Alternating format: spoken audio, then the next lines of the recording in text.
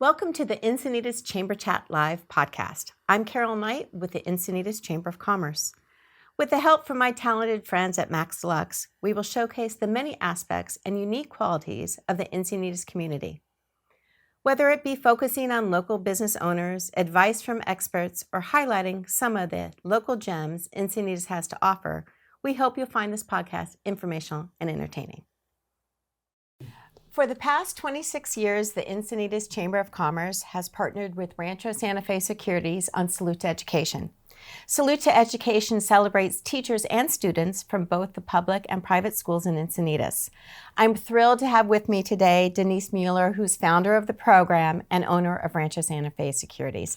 Thanks for being here. Thank you very much. So tell me a little bit, how did you even begin to get involved with Salute to Education? Because that's your concept.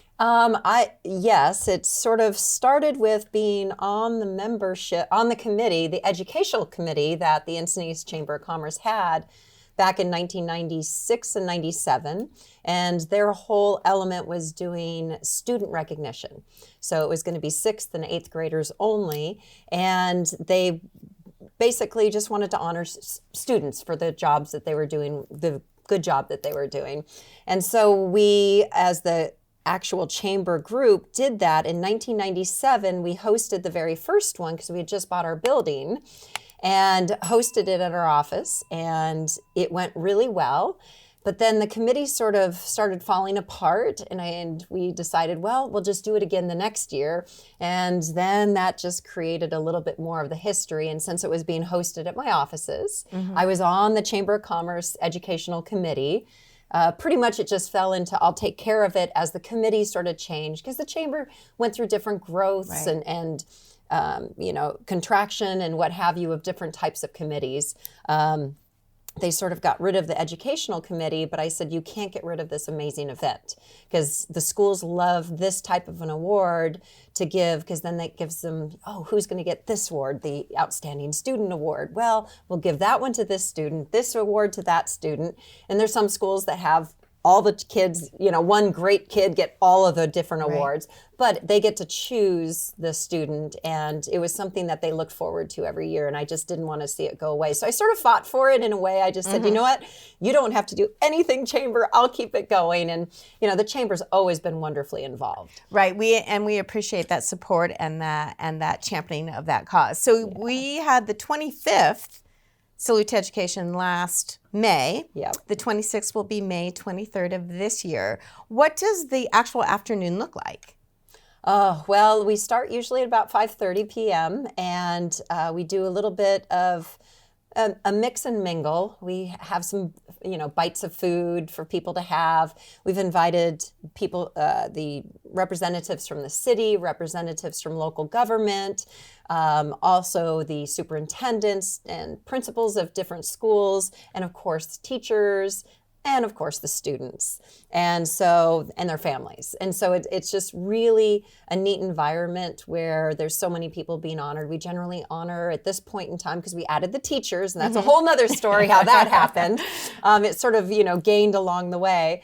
But right now I think we're up to about 36 total people, generally half students and half teachers being honored. And so it's from 5:30 to basically 7:30. And one of the really neat things is we asked the school to write up a little one paragraph that gets spoken out at the event for everyone to hear of how that student or teacher was selected, and a little bit of an insight of the things that they do. And what's really nice is, since we don't set the standard on or pick the students, we allow the school to do that. We've had students that are D students, because a lot of people think, it's an award that's going to be for the best students. No, it's however they choose to be an outstanding teacher or an outstanding student. Right. And sometimes that's the ones that have basically picked it up from almost dropping out of school to being able to, at least they're making their progress and done an amazing job. We've had ones that they're just, the most brilliant kid in the world, but each of the schools get to pick that student and their own teacher under whatever sort of general rules that they do in that selection process. I love that philosophy. And I know our Rising Star program, which we debuted this year, recognizes seniors in the San Diego High School District that have overcome some sort of challenge, whether it's a home challenge, a language challenge, cultural learning challenge, but have prioritized education. And so we've been recognizing them every month since November, and some of those will actually receive scholarships in May. Yeah, that is awesome, because I do think that's a bit more of an underserved area. We do hear usually awards, scholarships, and what have you for the top performers. I think there is and that's very important to recognize them, to allow them to continue.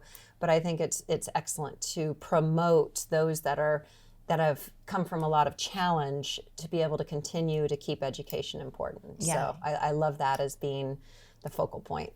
For sure. So what was the route? I mean, you're so involved in this. Did you have an early life of public service and giving back to your community? Well, not really. I mean, my parents were involved in different groups, because I'm second generation in my business. And so I was always business related, and joined the Chamber of Commerce, because that's what you do as a business in your area. It's a community thing to do. And so for me, pretty much my first involvement is really with the Chamber, Rotary, and Seroptimus. So I joined them from a business standpoint to be involved in the community and to give back, and been with them ever since. I mean, I've been past president of my Seroptimus club, and 26 years of being there. So it's pretty much right around 95, 96, 97, all of my involvement started, because it was just a complement to being into business. Right. And this is my backyard. It was near and dear to me, because I went to basically many of the schools that we honor. And so did my then children too. So, I mean, I went to Rhodes School, I went to Flora Vista, I went to Degano, and I went to San Diego, and also then locally Maricosta. So for me, that's all part of my history. And so I love, being able to see and help to be on the other side, not as a student, but as a parent of kids that went to these schools also, but to be able to nourish that next generation. You're a perfect example of the good the public school system can do. Yes. And staying here and giving back to your community. And your kids are here as well? Yes. So my oldest and my youngest, both involved in the business. My oldest is third generation general manager. And they also went to, what's really cool is, for being in Encinitas, I graduated from San Diego when it was San Diego High School. And my oldest son graduated from San Diego Academy. But to watch, them follow, my middle son and my youngest both went to Degano, but then they both graduated from La Costa Canyon. So to know that, they also have their footprint in the area is very important to me too. So, and what's really cool is having my son running the business. I know, so I bet. Really and you guys awesome. Are located? In Village Park. In Village Park. Yeah, we've been there. We've been in Encinitas since 1980. The business was started in 1978 out of our garage in Mira Mesa. Really? And then moved to 2210 Encinitas Boulevard from 1980 through 96, actually. And then 96, we bought the building in Village Park, and we've been there ever since. Wow. All right, so you own this business, but there's a whole nother aspect to you, which is athlete. Yes. So when I was 14, I started bicycle racing. I was introduced basically. Here in San Diego? Here, my very first race was down what used to be called Naval Training Center, which is now Liberty Station. It was my very first bicycle race, and I ended up winning it. So I was hooked. And my coach at the time, John Howard, lives here in Encinitas, still lives here in Encinitas, and is a legend in the cycling world. He's been in 3 Olympics and what have you. So I started working with him in 1987 and raced for 5 seasons of racing, and pretty much, went through the graduating of high school. So it was basically from my entire time at Degano and San Diego, I was racing. And this is road bike? Road bicycles and mountain bikes. And actually on the velodrome also. I sort of did it all. When you're a teenager, you could sort of find out what you're best at. But my favorite was downhill mountain bike racing. Much to your parents' chagrin, perhaps? Yeah, well, actually they were okay with that until I asked them for a motorcycle because I wanted to race up a hill as fast as I went down hills. My dad said no because I'm his only child, and it was like, my 17-year-old daughter is not going to get a motorcycle. Right. So there was a joke with that one because I did say, and it's funny when you're a kid and you're going, okay, I'm invincible, right? So I'm like, oh, well, fine. If I can't have a motorcycle now, I'm going to get one before I die, if not the day I die.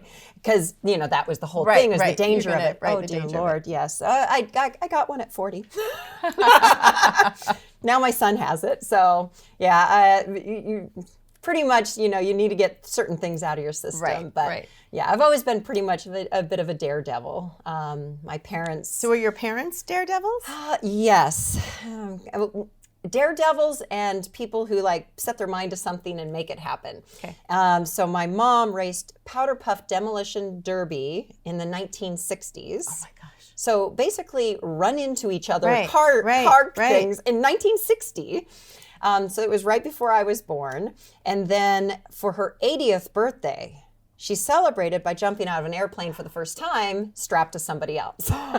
So she did a tandem skydive on her 80th for the very first time. So that's like my mom's personality. And then my dad, for his 70th birthday, rode 9.5 months around the outer perimeter of the United States, 12,100 miles on his bicycle. So what does that just this outer circumference, literally drawing a line around the outer edge of the United States, including all the way down to the Florida Keys and up. So, And that was before cell phones and all that. How did you keep in communication? It was in 2002 that he did it. Okay. Yeah. So he still had his little pocket thing, and I kept a website up because he'd meet people all along the path, and they want to keep track. So I had to learn how to create a website. So I took AmeriCosta College class. There you go. It was how to create your own website, and I learned little graphics. It was pretty funny. Follow Dad around. 2002. It was biketrip2002.com.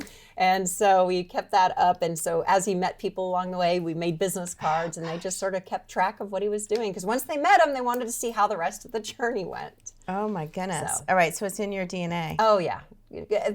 And the beauty is, my business is security systems, electronic security, patrol officers, guards, guns, so it's a very male-dominated industry. But I grew up in it without any limitations. And my parents there weren't any limitations. So for me, that was one of those great things, is that I was exposed to doing anything I want to do. And there wasn't anything that would stop me. And so that caused me to do, mountain bike racing. At the time I did it, I was 1991. I went to the World Championships. Very first time they had them for juniors in Italy. But, not many girls were racing mountain bikes in 1991 because it was a newer sport. And especially with teenage girls, the last thing they were doing is getting dirty and messy. Now there's a lot more involvement with females in sports and certain newer sports. But back then, nothing stopped me. I didn't care. Right. I was always raised with that. You can do anything you want to do. So you're a bit of a speed junkie. Ah, yes. So expand on that a little bit. Yeah. Well, so I get back. I did the whole family career thing for about 20-something years because I quit bike racing in 1992. Was that just because did you hurt yourself, or you just thought, okay, need to refocus a little bit? I had graduated high school in 91, and my parents had gone through a divorce in 1990, and there was a partner that was in the business, and it started going south. So I had been going to AmeriCosta College part-time, working at the office, just to make a little extra money, and stepped in to help my dad through this process. We had to actually sue the other partner for fraud because things were pretty serious. And once I jumped into the business full time and help him out through that, I never left. And so just, life changes. And then in 94, I had my first son, 95, my second son. So, basically I was full on into the career and family. And so I always kept going to the LA Fitness or Frogs, the local gyms, Right. just to keep healthy. I was the crazy 5 a.m. crew, then, get my hour and a half in. And so what started is that three women in the gym decided to do their very first marathon. And so I watched them practice for it, went down to San Diego and watched them do the rock and roll marathon and went, I'm going to do this next year. And so in 2010, I did a rock and roll, my very first marathon. And that led me to something else, So there's a connection of that being inspired by somebody who didn't even know they inspired me, which I later had thanked them for their inspiration and let them know how what they did inspired all the way to my world record that I now hold. So I met up with my coach again, John Howard, and he invited me to get back on my bicycle, which I hadn't been on for 20 years. And he saw that I still had a lot of what he saw in me when I was a teenager. And he had set a world record on a bicycle going 152 miles an hour in 1985 at the Bonneville Salt Flats drafting a race car. Okay. And so he sat me down after, watching that I still had what I didn't know I still had as far as one, the daredevil personality, which that never left, but also the athletic abilities. And he said, you realize no woman's ever attempted to do this record that only men have done since 1899. And I was like, oh, sign me up. Because I was at that point. That's all you needed, huh? That's all I needed. And so little did I know that was going to be a 6-year-long journey. And not only would I become the first woman to set this record at 147 miles an hour, I did that and went, oh man, I want more. I'm going after the guy's record or the overall record. Right. And so 2 more years went by. And in 2018, I set a Guinness World Book record, broke the men's record, and it's 183.9 miles per hour on a bicycle. Congratulations. Thank wow. you. So how does that work? I mean, you're just not. Yeah, it's a really about the draft. Okay. And it's a flat surface at Bonneville, several miles to get Utah? up. Yes, right at the border of Nevada and Utah, but it's in Utah. And so the car starts with towing me because I have only one gear. It's like having a car with only overdrive. You can't drive out of the parking lot in overdrive. You have to wait for the engine to be able to turn that big gear. Okay. So same with my bicycle. I have a huge gear on there. So I have to get towed up to 110, which that occurs within 1 mile. And this is a total of a 5-mile course. So at mile marker 1, I'm releasing because now I can finally turn the gear. And I go 4 more miles, increasing speed as the car goes faster. I'm surfing that pocket of air and staying in the pocket of air and staying upright. And it's the very last mile between mile marker 4 and 5 where they do the measurement. And my average for that mile was 183.9, which it took me 19 seconds to go a mile, which it's like when people start thinking about, because it's hard to understand that speed, but I went from basically one end of a football field to the other end of a football field in a second, and I did that 19 times in a row. Oh my goodness. So That's there was analogy. complete focus, complete And in what the kind moment. of car is in front of you? Is a rail dragster that had its rear wheels covered, so it gets called a lakester. And then a big fairing put on the back to create the ideal environment where I stay and draft. And obviously you practice and lead up to this. Yes. So what is that, those couple years that you were working with John Howard, just preparing and prepping? Yep. Total of 6 years. 6 years, okay. Yeah. So in 2012, that concept was brought up. We were supposed to do it in 2015, but we didn't have a car sponsor. And so it got put off from 2015 to 2016. And then, of course, I opened my mouth because the last day of the 4-day event of doing the speeds, we knew we could go faster, but it rained. And that's why I said, oh, screw it, we're coming back next year. Right. And it took 2 more years, and we had to get a whole different vehicle to do the record again. Well, that's what I was wondering. So it's just not one and done. You do it over a course of a couple days? It could have been one and done for the women's record. If you had but done I it. wanted to do the men's. I wanted to go the next level. Yeah. So, but it's pretty much a one and done. And right now there has been a man from the UK that has broken Fred Rumpelberg, who is the person who I broke his record, but he still holds the men's record. My record just happens to be faster. So there's a gentleman from the UK named Neil Campbell who has broken the men's record, but still has not broken mine. So he went, I think it's 174 miles an hour. And so in fact, tomorrow morning I have a conversation with him because they're going to come to the U.S. and try it at Bonneville, and they're looking at breaking my record. And if they break your record, what does that mean for you? Then I get to still be the fastest woman in the world. See, right now I'm the fastest human. So will you go back, though? No. You won't? No. Having done it in 2016 at 147 miles per hour and felt like, in my perspective, a cakewalk. I mean, and I knew I could go faster in that range. So that's why I said, forget it, I'm coming back.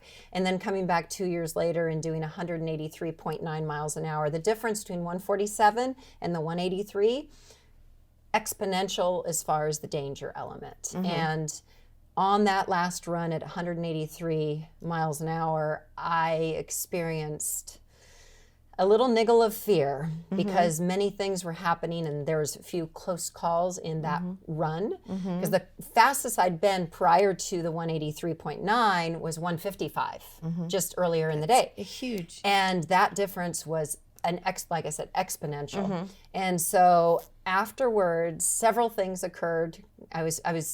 I couldn't see my speed, even though if I had looked down at my bike computer, it would have been a relative, not official. But I couldn't even look down at my bike computer to know. So when I finished that run, I was praying that I didn't have to go back because fear had entered my mind. And I had done so much training from a mental perspective, including Interoptimal, which is here in Encinitas. I work with them for brain training in preparation for the record, because there's a lot from the mental preparation. I was going to say mental and physical. Half and half. Yep.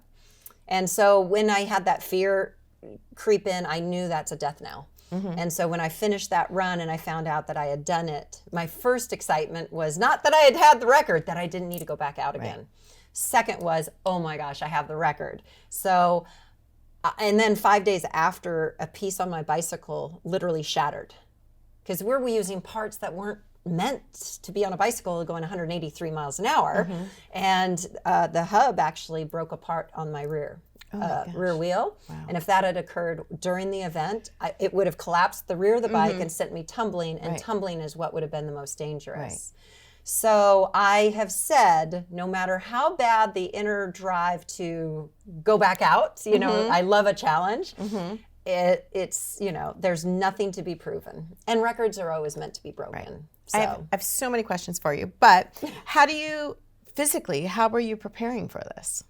Oh, lots of training on the bike, lots of what you call motor pacing. So we'd go down and I would draft behind a motorcycle. So you're prepared for that. Lots of time in the velodrome, because that's a fixed gear bicycle. So it emulates the same direct drive single gear bicycle that I'm going to be using. And then on top of that, weight training in the gym. So from that physical perspective, that essentially was my training. Very high weights with lunges and huge deadlifts. And so I did quite a bit of powering up my legs. But like I said, the other half of my training was mental.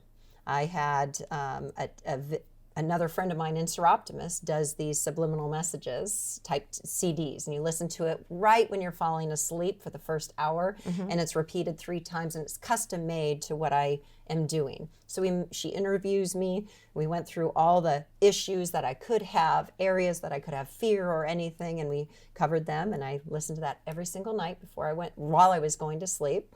I did hypnotherapy. A tenant of mine here at the building was doing that. So I did hypnotherapy. I did Interoptimal, brain training, and of course, visualization. So there was a ton of the mental preparedness for this too. I think the fear probably would have kept me grounded for sure. So, and then I think when we talked earlier, there's also races where it's multiple women in a pod? Yes. So the old Life commercial. So many of the people remember the little Mikey in the Life commercial, and nobody wants to try the cereal, and they shove it over to him and say, "Give it to Mikey. He'll like it, or he'll try it." Denise will do it. So once I've done Crazy twice, which is the 2 land speed records, I got asked to do several other unusual things. One of which is the human-powered speed record.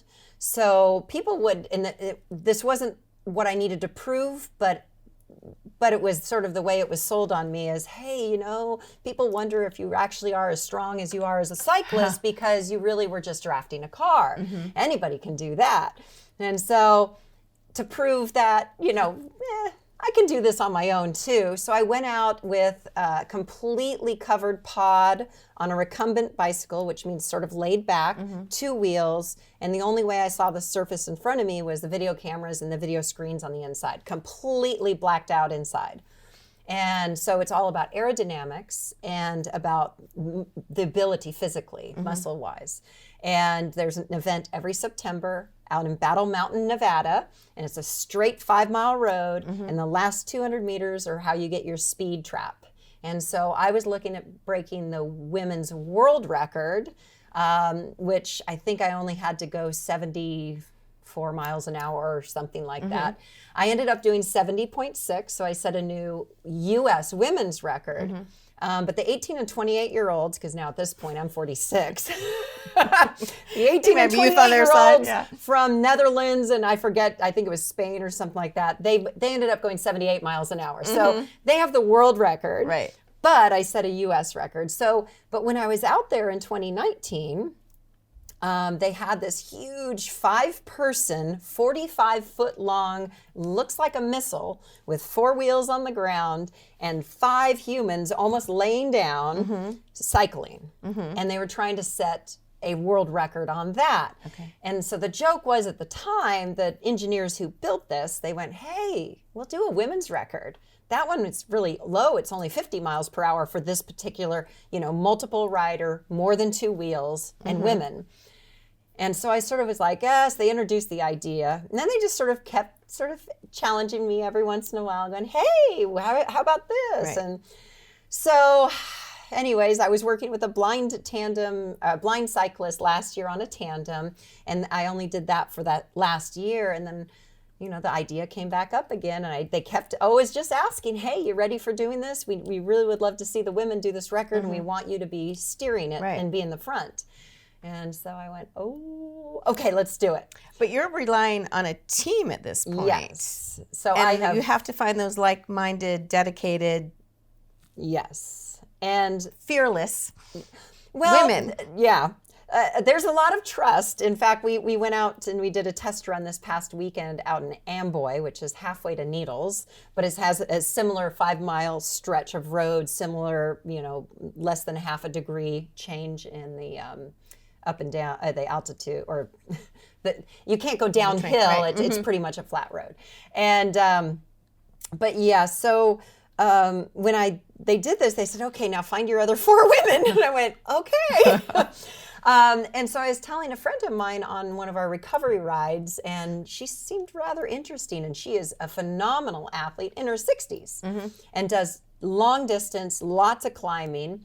And another person that she knows that used to be on my bicycle racing team when I came back in and did a few years of that between 2014 and 2016, was pretty much, they do things together. And I went, are you interested in doing this? She went, oh, I would totally be into this. I went, all right. So then Barbara Sullivan is in. Then it was Lori Hoechling is in. And then I'm like, oh, now at this point we have 3 women. I'm the baby at 50 years old because I just turned 50, and they're both in their 60s. And I'm sitting there going, man, how cool would that be to have basically more mature women to do this record? And so at that point it sort of created, well, let's see what dynamics we could get. And so there's another woman in our gym, and I knew her from the Challenge Athlete Foundation for several years, and she is phenomenal, but she's more of a track cyclist, so on the velodrome. So we got her, and then she recruited one of her teammates. They had a world record for the pursuit, or a world championship. So now the average age of our 5 women is 59 years old. I love it. I love it. So we just went out to Amboy, did a test run, our very first 5-mile long one, and we needed to beat 50 miles per hour to get a world record once we get to Battle Mountain, because it has to be done there with all the official timing. Right. So we hit 52.3. So we're going after the guy's record. Yeah, no kidding. Which is 62 point something miles an hour. And we had plenty left in our legs to do more, because that was the very first time we'd ever done the 5-mile stretch. And I imagine just that energy and just the excitement of all you being together, and you're in your 50s, and just being able to still accomplish something so amazing. Yeah, and I love the team we have, because of the maturity also, is there's no drama. And that's the beauty. And then this group of engineers that has built this, I mean, they're cyclists, but not the racers, but they're cyclists, but they just had this vision. And so they love tinkering on this thing and making it more aerodynamic and doing this improvement. And they're just so excited watching us do our thing. And so it's awesome, no drama team, no drama crew. And when does this happen for real? September. Yeah. So how many times will you practice between now and then? Don't know if we're going to get another chance, because we have to coordinate 10 people's schedules to make this happen. And it's hours upon hours. It's a 4-hour drive just to get out to Amboy, pretty much. So it's complicated, and it's super hot in Amboy. So if we may not get together again, but the event in September is 6 days long, and we can go morning and afternoons each of those days. So what we might do is we're just going to continue our own training, very specific to the muscles that we'll be utilizing in a different position, and all come together and figure it out. Are there other teams that you'll be competing against, or is it just you guys? It's just us for this category. There'll be lots of individual bikes out there. Oh, okay. Because the event has probably, I think, 40 or so participants. We'll be probably the only one that has more than 2 wheels, more than 1 rider, all women. There is a likelihood there could be a tandem out there, but they'd have to have 3 wheels to be in our same category. So we're in a pretty unique category, sort of like my land speed record. We went out to an event that does cars and motorcycles, and I was the only bike. So I didn't have any competition there. So same with this one. I think we'll be setting a record without anybody else challenging it in the moment. So we're just challenging the overall record. I'll have to keep my eye out then. You mentioned the challenged athletes a few times. What's your involvement with them? I've done fundraising for them by going to an event called the $1 Million Challenge.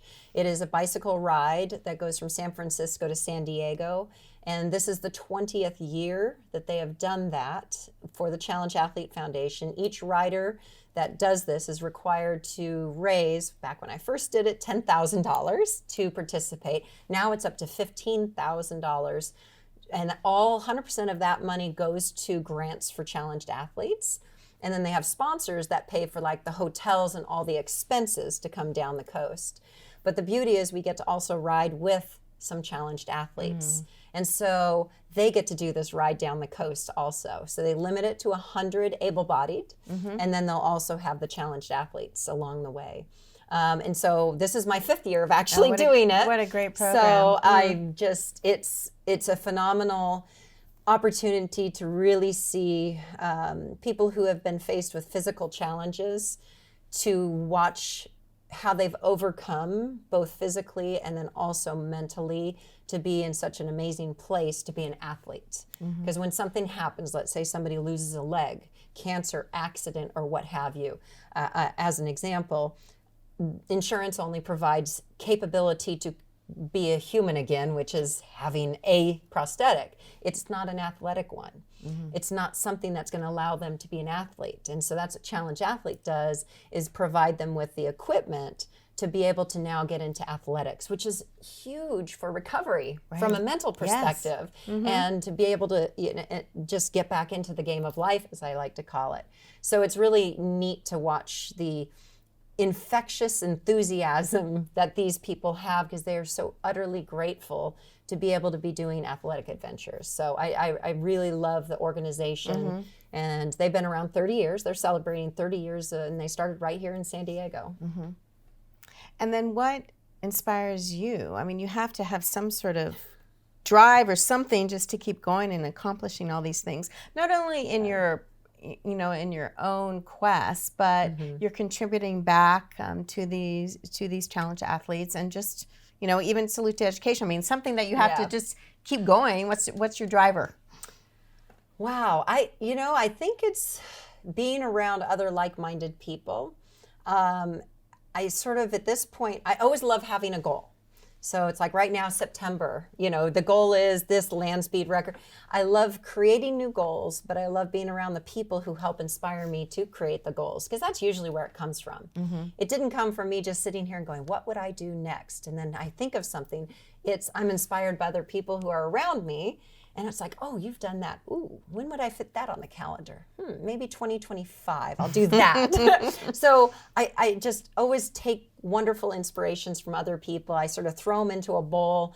But every time I get close to doing one goal, I've got to grab something out of that bowl of ideas and set it as my next goal.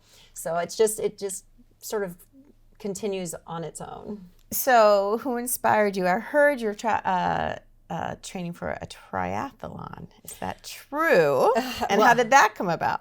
Well, I did an Ironman to get over my swimming issues. Oh, Ironman, okay. And that was, so it's, and that's sort of my personality, is like, I'm not just going to do a triathlon. I'll do the big triathlon, which is, it was 12 and a half hours of, you do 2.4 miles of swimming, 112 miles of cycling, and a marathon of 26.2 miles of running, all in one day.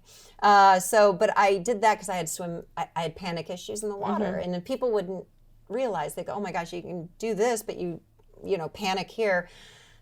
Fear comes in very different ways. And also what you love to do, you can end up usually just going through any barrier, because there's very the fear is limited in areas that you just are part of who you are. Swimming is not really who I am. I entered it back again because my boyfriend, Scott, he does triathlons, and I just recently went to the national championships, and I did a triathlon again, and water is not my friend. So it's sort of like that old song, what is it? Know when to hold 'em, know when to fold 'em, know when to walk away, know when to run. I'm not a swimmer. I can swim, but there are so many other fun things in life. That so you'd rather I'm going to channel your energies toward. Yes. So I can jog. Some people call it running. For me, it's jogging. My true athletic love is on the bike. It's just such a freeing, it makes me happy. It's my happy place. I don't mind jogging, so I'll do duathlons. So when my boyfriend's doing his triathlons, I'll be doing my duathlons, and I'll be fine. But and I think that's an important thing, is to really realize, because somebody, they look up to certain people and they think, oh, well, you're just good at everything. Oh no, let me tell you about my swimming. It's like, and then that's an important lesson, to find what you love, and it doesn't have to be what everybody else does, but it's where you're going to be happy and where you're going to actually feel fulfilled and be inspired to do more. And that's, for me, it's on the bike. Right. Now, if are there programs that if I wanted to start to learn how to, not me, someone would want to start to learn how to race competitively? Are there local, do we call you and say, hey, what do I do? Yeah. Or does San Diego have a wealth of sort of beginning bike clubs? Yes, there's triathlon clubs, which also specialize in certain aspects of the triathlon. So not just swimming and biking and running, but some have just a little adjunct of cycling. Right. But the Velodrome down in San Diego is an amazing organization for beginners, not only adults, but also for kids. It's really difficult. The triathlon community especially is a newer sport in comparison to cycling by itself and running by itself. And so they do a lot of trying to inspire kids and youth, but adults also. So the biggest thing is to find a local organization But like I said, San Diego Velodrome has some great resources. Local triathlon club, there's a San Diego Triathlon Club, and then there's Masters Swimming. So there's places to find it, and the best friend is going to be Google. Right, But true. there's lots of them out there to get new people into the sport. And I have to ask, your energy is infectious. Is there a go-to ritual or a go-to book or a go-to website, or do you still use some of those tapes that you're listening to at night to keep you centered and engaged? Yes. So I still actually go to Interoptimal of all things. So I find that's very important. But for me, it's now, technology changes. So there's podcasts. And so my biggest thing is making sure you're surrounded by people who are positive. I mean, that's just an everyday life thing. But for me, that's where I also get my energy is I'm around other like-minded people. The old adage says, if you want to find out, where your inspiration is, look at your 5 closest friends. And it's really important for the people you choose to be around. And I think when your question was about inspiration is, my inspiration comes from others. And if I'm not around inspirational people, I'm not going to be inspired. And so we just all feed off each other. Right. And I think it's just a positivity.